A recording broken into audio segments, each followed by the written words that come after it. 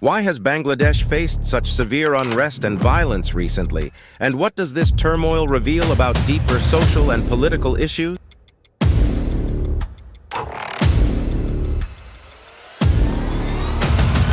Welcome back to Viz Discovery.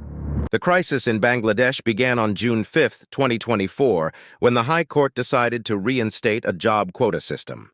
This system was initially meant to honor the freedom fighters from the 1971 War of Independence by reserving a percentage of government jobs for their descendants, but over time, many felt this system was unfair and blocked their own chances for employment, despite their hard work and qualifications.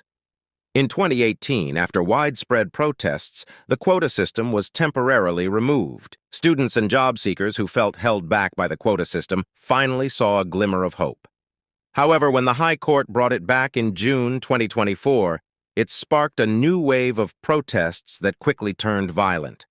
Students across Bangladesh took to the streets, voicing their frustration and demanding change. What began as peaceful protests soon erupted into chaos. The Awami League's student wing, Chhatra League, along with the police, responded with brutal force. Protesters were beaten, many were injured, and some lost their lives in the clashes. The unrest spread rapidly, shaking the nation. On July 14, 2024, Prime Minister Sheikh Haseena made a statement that made the situation even worse. She compared the job quota for freedom fighters to giving jobs to Razakars, individuals who supported West Pakistan during the 1971 struggle.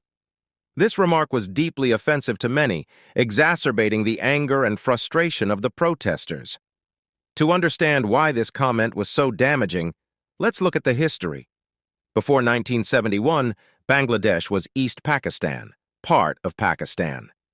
There were significant tensions between East and West Pakistan, with the Awami League, led by Sheikh Mujibur Rahman, being a major political force in East Pakistan.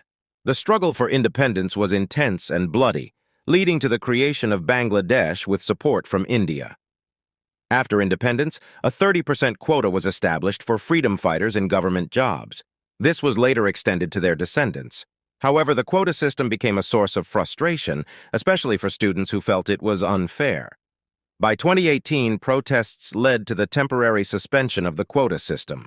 When the High Court reinstated it in June 2024, protests flared up again, and violence ensued.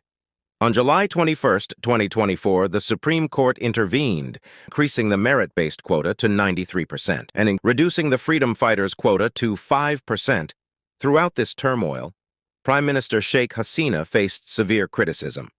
Her handling of the protests, including the use of excessive force, drew widespread condemnation. On August 2, 2024, facing mounting pressure from the public and opposition parties, she resigned.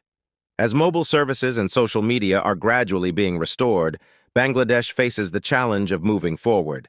The country must address the underlying grievances that fueled the protests and work towards political stability. What are your thoughts on the current crisis in Bangladesh? How do you interpret the broader social and political issues at play? And what could this turmoil mean for the future of the country?